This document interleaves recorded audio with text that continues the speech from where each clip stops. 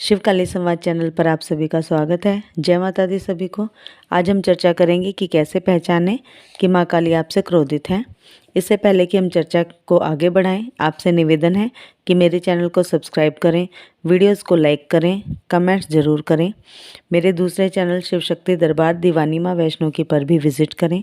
वहाँ मैं दरबार से संबंधित वीडियोज़ अपलोड करती हूँ, उस चैनल को भी सब्सक्राइब करें। इंस्टाग्राम पर भी मुझे फॉलो करें। आइए चर्चा करते हैं अपने विषय पर कि कैसे पता लगे कि माँ काली हमसे नाराज़ हैं, रुष्ट हैं या क्रोधित हैं। तो जब माँ हमसे रुष्ट हैं तो हमें इन स्वरूपों में दर्शन देती हैं। हमें संकेत मिलते हैं जिन्हें हम अगर समझने की कोशिश करें, प्रयत्न करें, तो हम ये स्वयं ही जान जाएंगे कि माँ काली हमसे क्रोधित हैं।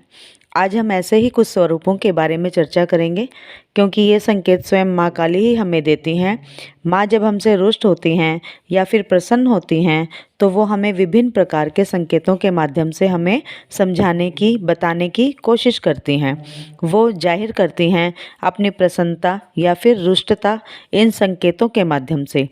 क्योंकि जब हम माँ काली की पूजा करते हैं तो माँ हमें स्वयं देख रही होती हैं, और हम इंसान तो हैं ही गलतियों के पुतले, तो निश्चित ही हमसे कुछ ना कुछ गलतियाँ भी होती हैं जो हम माँ की पूजा में भी कर देते हैं। कुछ ना कुछ त्रुटियाँ जिनसे माँ हमसे नाराज़ हो जाती हैं, क्रोधित हो जाती हैं। वैसे तो माँ अपने बच्चों को क्षमा कर देती हैं, इसी कारण माँ हमें संकेत के माध्यम से सचेत भी करती हैं और माँ हमें दर्शन देती हैं तब ऐसी अवस्था में, ताकि हम जान सकें, समझ सकें कि माँ हमसे नाराज़ है। यदि माँ आपको सपने में जीभ लपलपाते हुए दर्शन दें तो आपको समझ जाना चाहिए कि माँ आपसे नाराज़ है, आपसे कोई ना कोई गलती हुई है।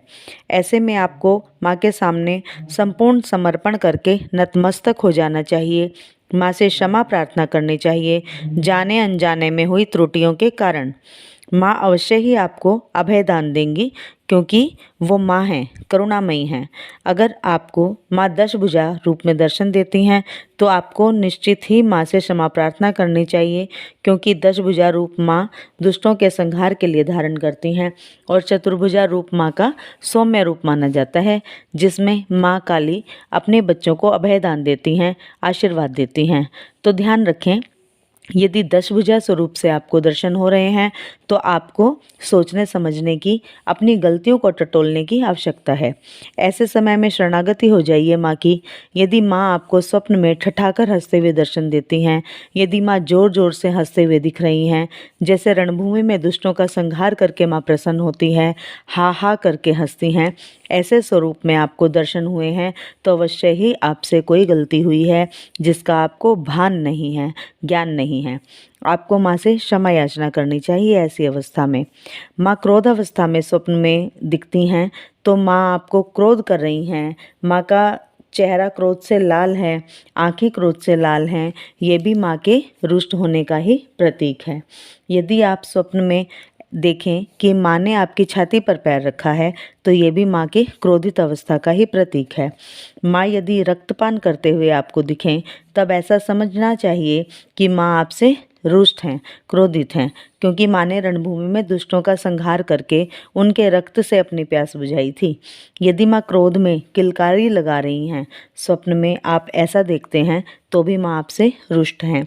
निश्चित ही आपसे कुछ ऐसा कार्य हुआ है जो माँ को पसंद नहीं है, माँ इसीलिए क्रोध में हैं, और आपको स्वप्न दर्शन के माध्यम से माँ आपको सांकेतिक भाषा के रूप में समझा रही हैं।